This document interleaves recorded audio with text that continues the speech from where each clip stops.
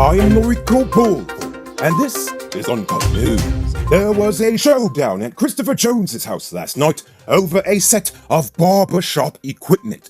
The former director of sports and newly named APNU parliamentarian was arrested and accused of simple larceny this morning. In the same operation, the police confiscated over $4 million worth in equipment. But this was only after the standoff that started last night and culminated in like half of the APNU AFC leadership coming to his aid. All of this stemmed from that big audit that the PPP did a week ago that said that the Ministry of Social Protection had given Jones over 4.9 million Guyana dollars for barbershop supplies under the Sustainable Livelihood and Entrepreneurial Development Program. But only $4 million in supplies were actually procured. The equipment was to be used in a barbershop. However, as of today, construction on said barbershop has yet to begin on the land. Jones was released today on $100,000 station bail. Nevertheless, Demerara Waves reported that a court order originally prevented the police from seizing the items, while other reports say it doesn't apply. But unfortunately, the exact details at this point are sketchy, and I refuse to go on what iNews said alone, because they does sometimes write a scandal of bond. So we'll give you an update as this story develops. Moving on, someone in your WhatsApp contacts probably sent you a stupid voice note this week of a woman who said she's sister, cousin, auntie, uncle, brother who does work at the Georgetown Hospital lab say that the Rona tests that China gave us are contaminated. Well, according to the health ministry, that is a load of fake news. They said that there are no contaminated or fake tests in the system, and this is a lie that is being spread to make the people look bad. And I'll be honest, people, I'm with the government on this one. Why would China want poison we? 90% of the stuff in your home says made in China.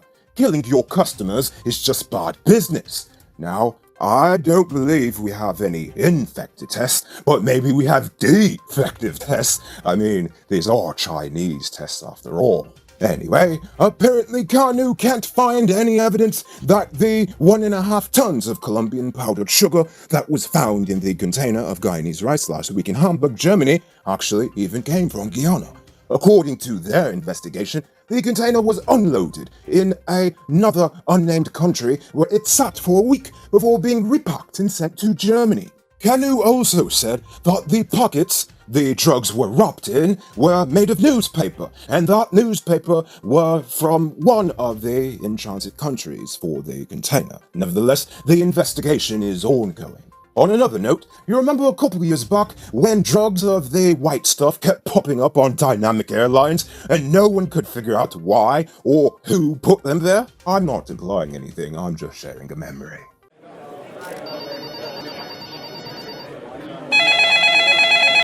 "911, what's your emergency?" Hello? Please help! Somebody just stole my car! Calm down, sir. It says here you're calling from Agricola. Are you injured? No, I'm okay. I parked my car to run in the shop and get some top-up, and this might just jump in my car and drive away. Don't worry, sir. Just activate the tracker in your car and give me the location. I will send the police unit. Which tracker? Wait, you don't have a GPS tracker in your vehicle? No? Cheek, cheek. Hello? Sir, you're breaking up. Hello? Cheek, cheek. Some people are real amateur. Just 16,000 for a GPS tracker at Triple B's, and still he ain't got one. Call 682-8326 and get your tracker installed today. Perfect.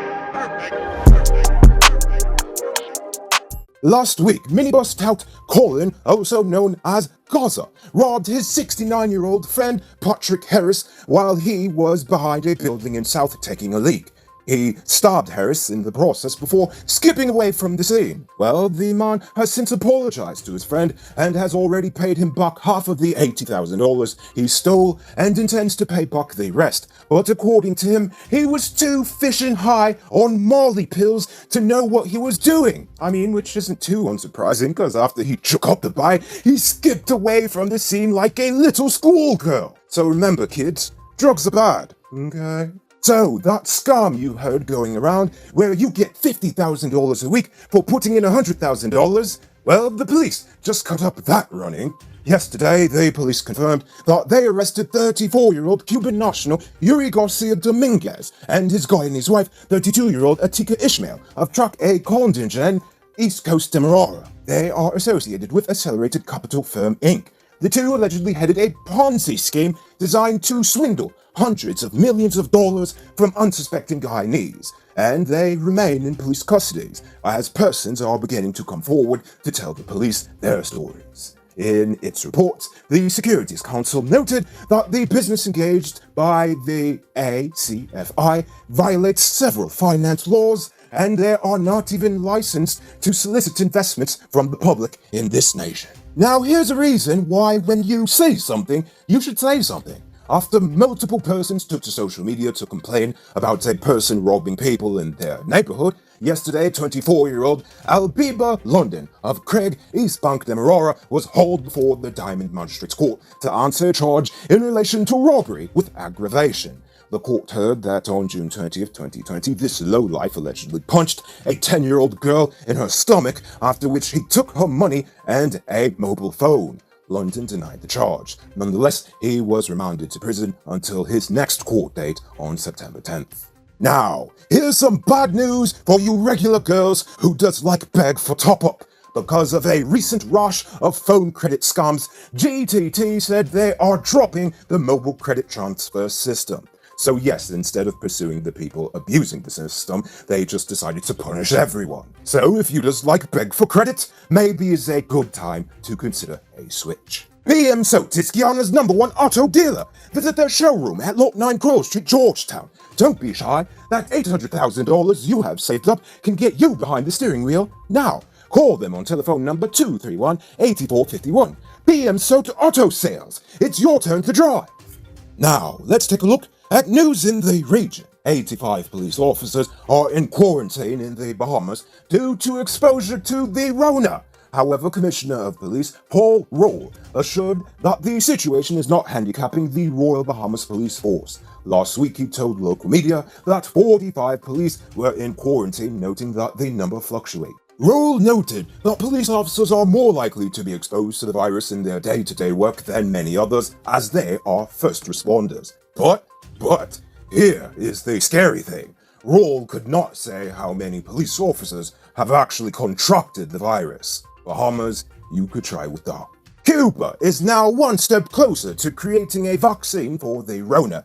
Cuban biotech company BioCuba Pharma has been given permission to begin clinical trials in humans. The vaccine candidate is the first in Latin America and the Caribbean to receive authorization for clinical trials, among the more than 200 under development around the world. Without prior notice, YouTube on Thursday removed 3 Venezuelan channels and 2 Cuban channels from its platform. Local analysts consider YouTube's decisions might be related to the sanctions President Donald Trump is applying against individuals, companies, and institutions of both countries. According to YouTube's own rules, a channel can be closed when it has committed 3 serious offenses during a certain period. In the cases of the Venezuelan and Cuban channels, these offenses did not exist. Take advantage of this fresh business opportunity. Become a digital top-up vendor with Cellular Plus and earn some extra cash. No fancy smartphone or internet required. Just show up with your mango pelter and you're good to go. Call them on telephone number 685-3109 and find out about their special offer. And now for our weird news story of the day. Guess what, anime nerds? Ninjas are real, and they just robbed a bloody ninja museum in Japan. Thieves broke into the Iga-ryu Ninja Museum in Japan and ran off with a 330-pound safe during a late-night robbery that lasted 3 minutes. Yes, you heard correct. 3 minutes. I told you the ninjas. The museum said about $9,470 was inside the safe. However, in a very un-ninja-like fashion, the thieves had used a crowbar to force the door open. And when they broke open the door, this actually triggered an alarm. So, I say this is un-ninja-like because everyone knows a real ninja never triggers the alarm. They just do real ninja things. Moving on to our Uncut News Viewers Poll question of the day. Every day we pose a question about current events in Guyana, the region, the diaspora, and how you feel it relates to us. So, you give your responses in the comments and we'll read the best ones in the following episode. Yesterday's question was, how do you feel about this new batch of parliamentarians? KS said the only best practices that get passed on in Guyana is the new way to thief. One vomit of their government out, and another just as rancid one walks in. The only distinction between them is that one just tries to blatantly subvert the democratic process and get catch. Guess I'm so jaded, the Chinese think I'm a jade mine. You and I both. KS, you and I both. Adelbeck said, so after all the run-up and down and clown show elections, we going back to a circus parliament? It's just a cycle bout here. That's why most smart Guyanese keep giving up on this place. That hurts to hear, but I understand. And Rochelle Neblet said, I think that the current batch of parliamentarians is not what Guyanese would have desired.